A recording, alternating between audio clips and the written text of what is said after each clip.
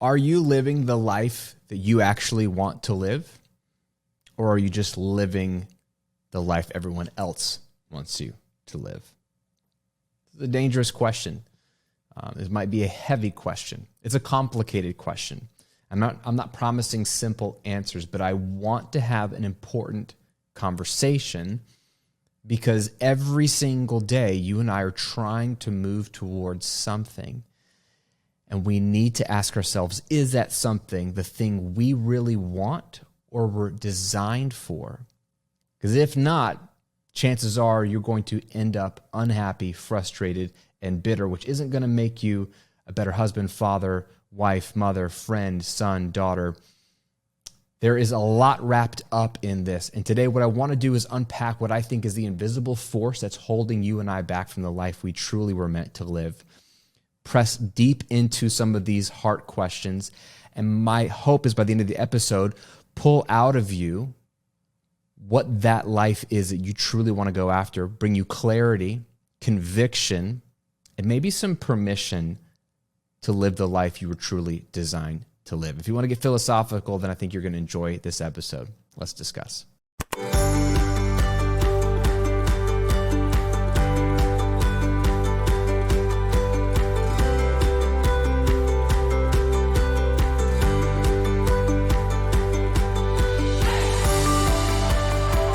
Welcome back to the Graham Cochran Show, where each week I'm unpacking the mindset, strategies, and habits to help you build a highly profitable and life-giving business. I'm your host, Graham Cochran. Pumped to have you here today. We're going to be talking about the life-giving side of things today, because why have a business if you aren't able to then live the life you really want to live?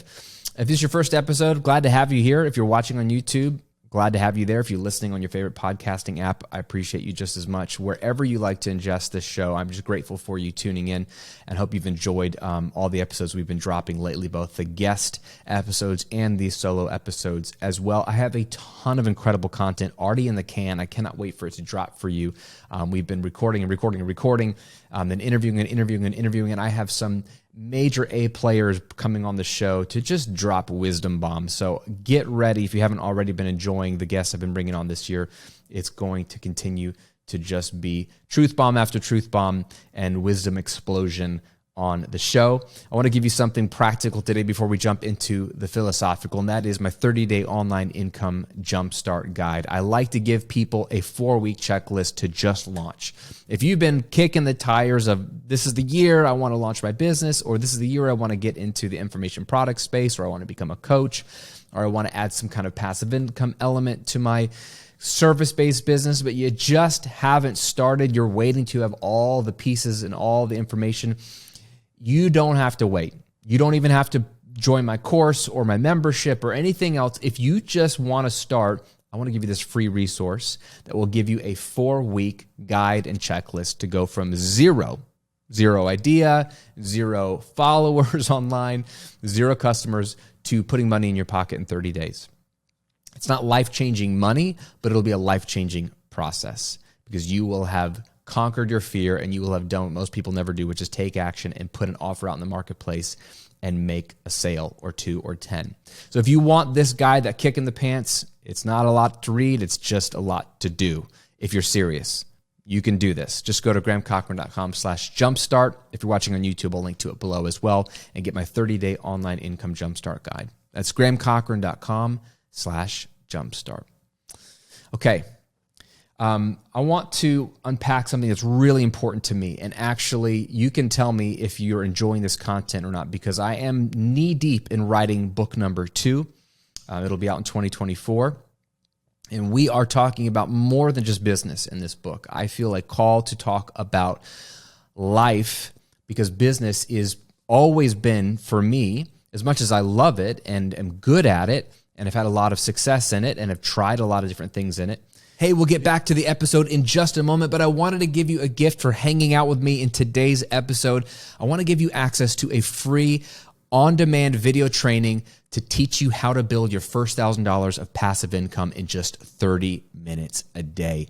This workshop is packed with not only the things you need to create passive income, but the order in which you need to create them, how they tie together, templates you can use for swipe copy, scripts you can use, the exact tools that are both free and cheap that you can implement and use today, including how to figure out what your profitable idea is if you haven't launched your business. I cover all of this. I pull back the curtain on my business model that I'm using right now while you're enjoying this episode and how I'm generating $1 million a year plus in 2 businesses. It's all inside of this workshop and it's free. I want you to watch it because it is the business model I believe in. If you like what you'll see in this workshop, then you will know that what I'm teaching you has got substance and it's a good fit for you. So watch it, take notes, and apply it, and you can build an online passive income business off of a free video training. Just go to grahamcochran.com/workshop. That's grahamcochran.com/workshop. Now back to the episode. Business is always a means to an end and a part of my life. It's a part of my identity. It's a part of what I do, and it has a purpose, right? The purpose is twofold. It's external and internal. External, the purpose is impact in the world. I believe that the greatest way to make a difference in this world is to start and run a successful business. A business that really makes people's lives better. I believe every single product I put out there, even this podcast, which is, I view it as a product. It's just a free product. It doesn't cost you anything. I pay for it on the back end with selling other products, but it's still a product. Everything I put out there in the world, my books, my membership, coaching, I believe it's going to change people's lives and then have ripple effects. So I'm impacting external. That's purpose 1 of my business. And then purpose 2 is to enhance my life. It pays my bills. It allows my kids to live an incredible life and pursue their dreams. And it allows me to show up as a husband, father, friend, church member, volunteer, lover of Star Wars and pizza and football, whatever those things are. It helps me show up as myself and have the time and the energy and the financial freedom to do the things I love to do. So external purpose, impact, internal purpose, live the life I want to live. So the difference, or actually the thing that actually unites those two things, the thing that both of those outcomes are centered in the middle of, is the word life. Other people's lives and my own life. Everything's about life. Everything's about people. At the end of the day, it's all about people. So I want to talk about, in this next book, how to create a life you really want. How to live the life you were designed to live. So I'm going to be sharing ideas and concepts as we go from the book as I'm writing it.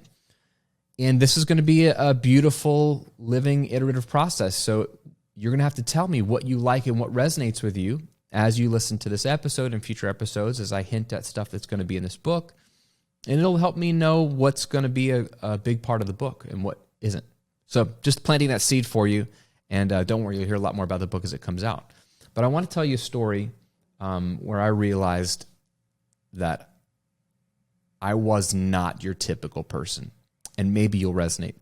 17 years old, high school, junior year, I get called into my guidance counselor's office. And I've never been to the guidance counselor outside of like, hey, I'm your guidance counselor. If you have ever any questions about classes you should take, or if you have anything you ever want to talk about, come on in my office. There was a couch. It seemed cozy. It was like potentially a therapist's office for high schoolers. So I said, hey, that's cool. But I had never needed to go to the guidance counselor. So I was asked, Graham, please come to the guidance counselor's office tomorrow. So I was like, okay.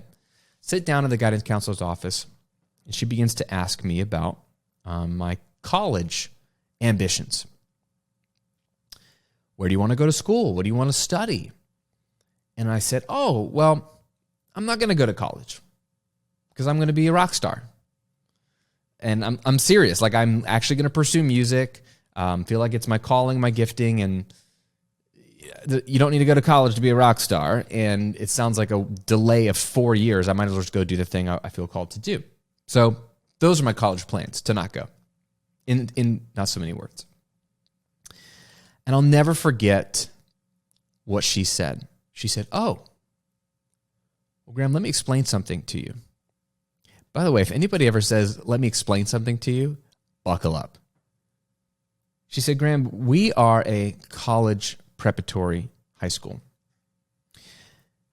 And what that means is we have a 100% college acceptance rate. I don't care what you do after high school. but you must apply to and be accepted by at least one college or university. That is all I care about. What you do with your life is up to you. I'm sure she said it in a nicer way, but that's exactly what she said. And that's when I realized the game that was being played. Got it.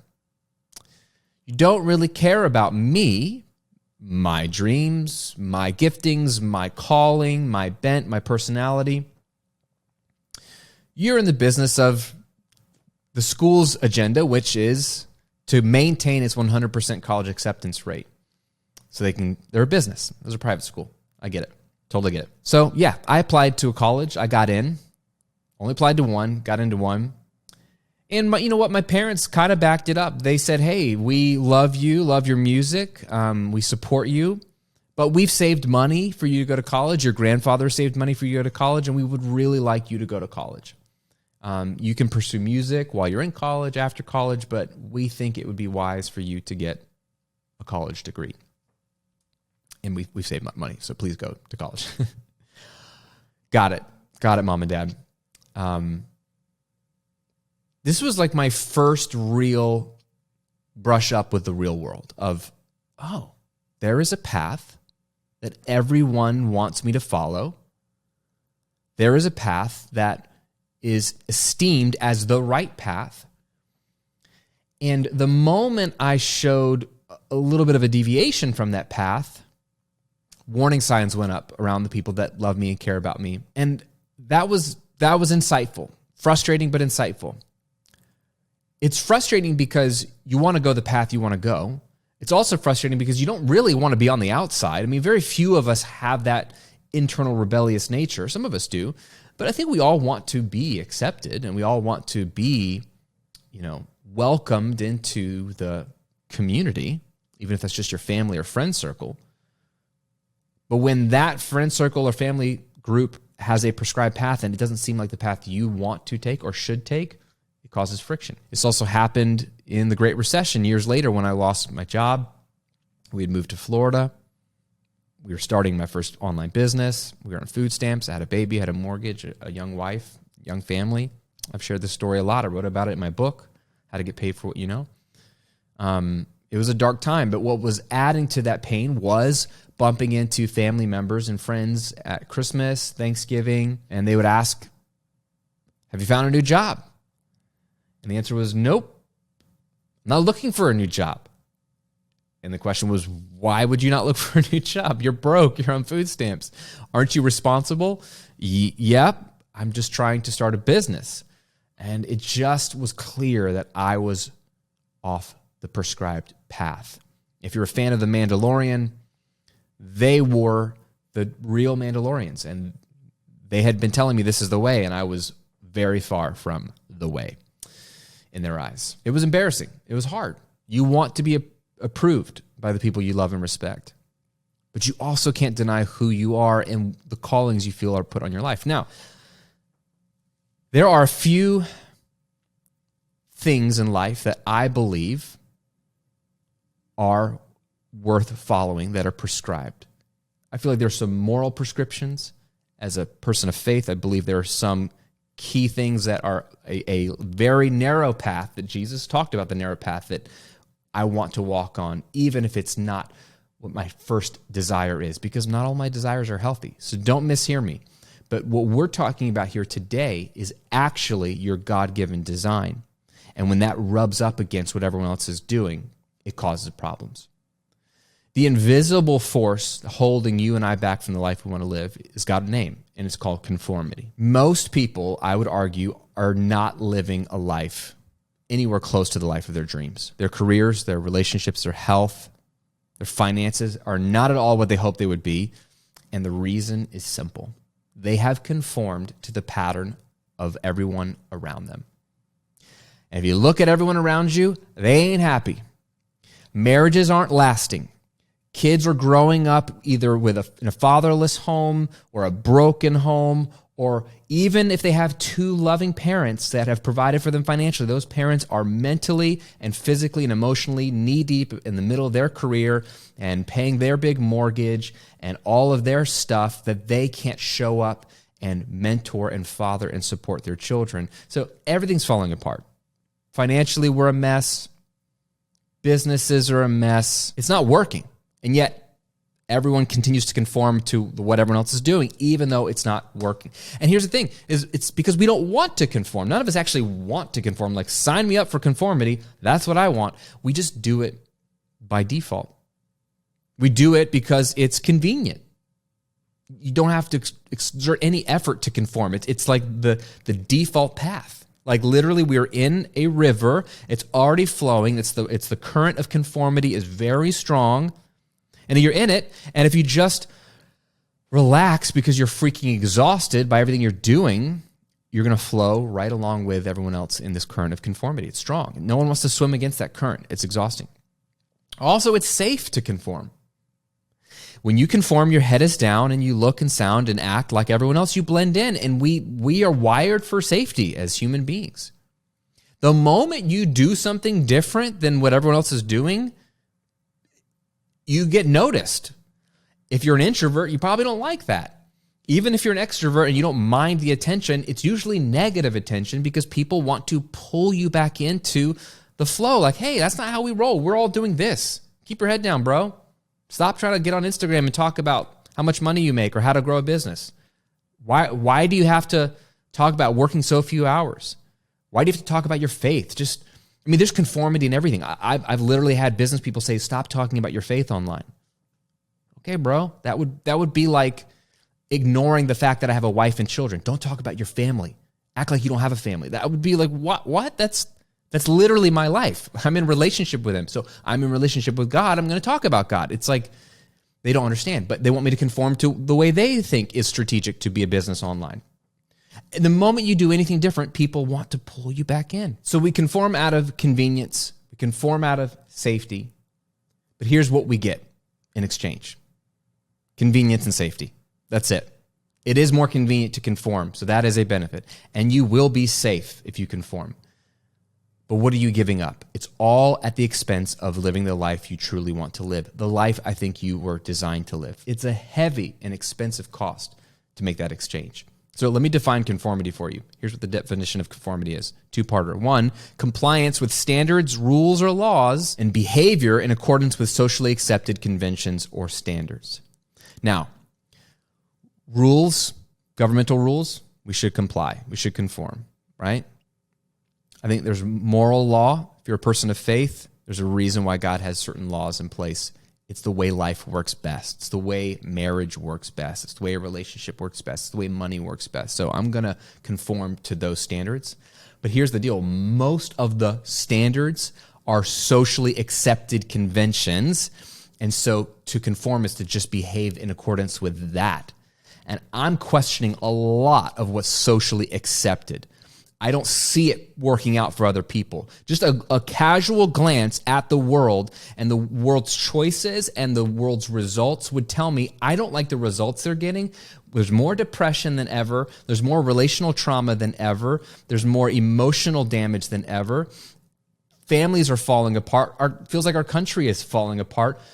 So those are the results I see of conformity. Everyone just conforming to what's become the norm. So I ain't going to live like that because I don't want those results. Like you wouldn't follow a business coach who has awful results, who's broke, in debt, nothing's working, can't sell anything. You would say, I'm probably not going to take advice from you because what you're doing is leading to these results, and those aren't results I want. That would be wise. And I'm doing the same with life, and I want you to do the same with life.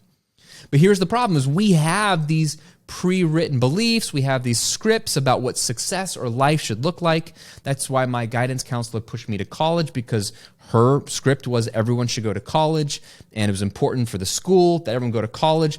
They cared only about getting me to college. They didn't actually care about developing me as a citizen of planet Earth because they had an agenda, and I just realized that as a 17-year-old. So it's all baked into these pre-written beliefs, and so we just believe it too because everyone else is saying it. Everyone else has conviction about it, and so we fall in line. And what we've done is we've lived on autopilot. We made these autopilot decisions where we're making decisions without realizing it, or we're abdicating our decision-making to others without realizing it. And so I put together a few common assumptions that we make about life, maybe you resonate with one or two of these, when we live on autopilot, that I think might be worth questioning, because not everyone should be living the exact same life. Ready? Here we go. Here's a common assumption. My kids have to go to a 4-year college, or I have to go to a 4-year college. Well, that's not true. You don't have to. They don't have to. Here's an assumption. I have to work a 9-to-5 job. No, you don't. Here's one. Couples just argue, and that's the way it is. Doesn't have to be. My kids and their happiness should be the focus of my family. Really? I need a bigger, newer house or car. Investing and financial planning is complicated, and no one has time for it. No one has money either. Everyone's broke. Debt is normal and the only way to get ahead. Interesting. Everyone works at least 40 hours a week. No one really loves their work, just the lucky few. Must be nice to be them. I need to be super active on social media to get ahead in my business. Heard that a lot. Having kids will get in the way of my career or life ambitions. Getting married will make me feel complete and happy all the time. Everybody who's married will laugh at that one. But here's the flip side. Getting married will cause me to lose myself and my personality. See, these are just a wide variety of areas of our lives. Work, family, relationship, money, career. These are very common assumptions, all of those. And if we don't slow down and get out of autopilot, we might just agree with them because we've heard them, and maybe they make sense, or maybe there's a personal experience to back it up, so we don't question it as if it always is true. But none of those are a fact. None of those are set in stone. All of those are just assumptions. I'm sure you could come up with a bunch more too. So here's what I want you to do. I want you to reflect. And if you're at a place where you can write some stuff down, I really would encourage you to pause this episode and take time to answer these questions. You could do them in real time. If you don't have time, please write down these questions and take some time later today or tomorrow to think about them. If you just listen to this and go, oh yeah, that's an interesting point, I think we're going to miss out. Because here's the deal. If we don't acknowledge the strong current of conformity that we are in, if we don't acknowledge that because it's convenient and safe and we just want to be accepted and we're just exhausted anyway and we don't want to swim upstream, that we're going to just conform. And if we can accept that conformity isn't leading to really people living the lives they really want to live, and it certainly isn't going to lead to the life you want to live, then we're going to have to do something different. We're going to have to do something different. And the doing different things starts with better understanding yourself. And so what I want to do is have you answer these 3 questions just as a starting place. There's so much more I could say. And in this book, I have an entire framework I'm working out that goes way more in depth, but I just want to start the conversation with you today. So here are 3 reflection questions for you. Number 1, this is more of like a data analyst question. Where are you spending your time, energy, and money right now? Where are you spending your time, energy, and money right now? And you could literally write 3 columns: time, column, energy, column, money, and then just write bullet points.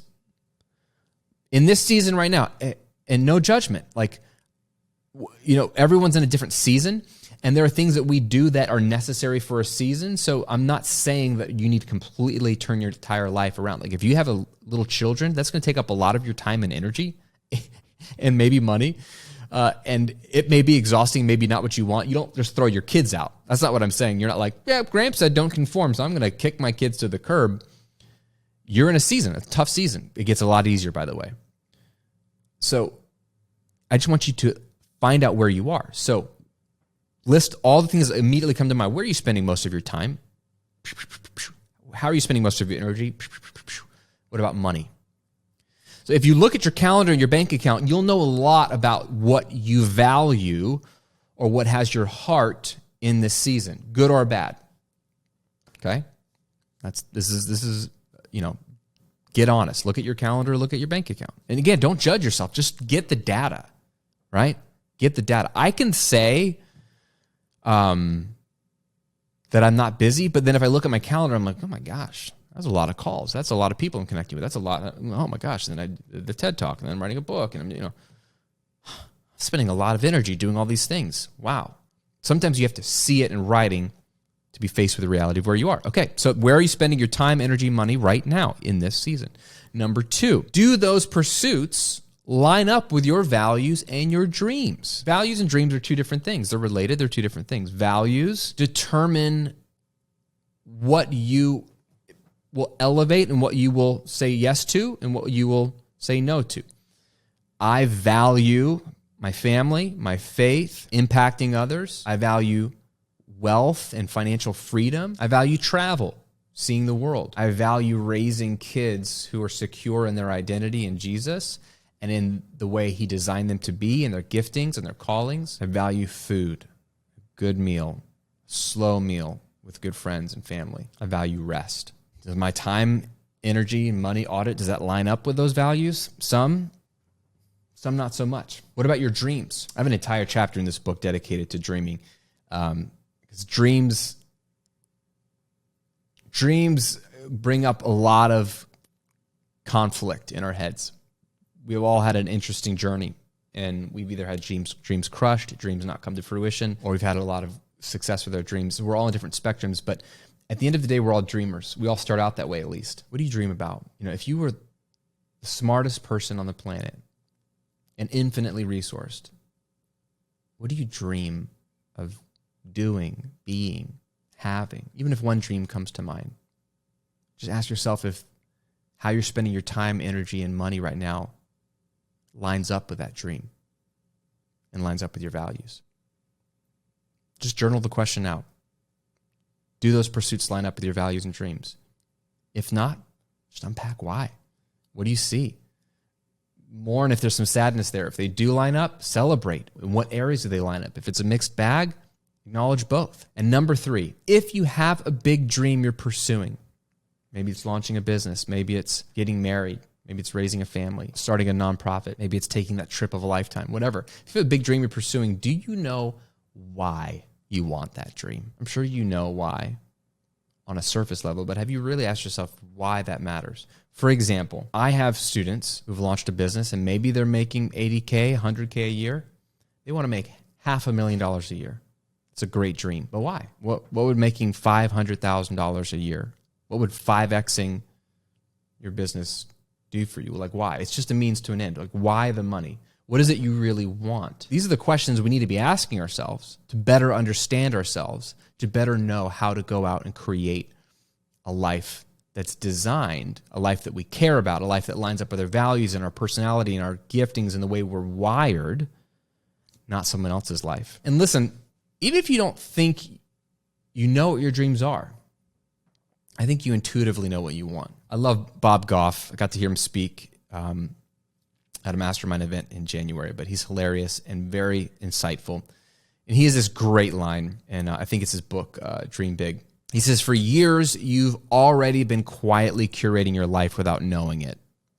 You know what works and what doesn't, what lights you up and what bums you out, what lasts and what disappears. I think if we're brutally honest, we know what we want deep down inside. We're just afraid to admit it to ourselves, or we've never slowed down long enough to admit it. The moment you can get to that white hot center of who you are, your desires, your dreams, the things that fire you up, the things that frustrate you to no end, that you want to see change in the world about, any of those things, the moment you get to the white hot center of that is the moment you can start swimming upstream from this current of conformity that is just going to drag you down to someone else's definition of what a life well lived is, and it ain't even working for them. So why is it going to work for you? It's not. You were designed on purpose for a purpose. God made you a certain way. You need to chase after the life that you were designed to live.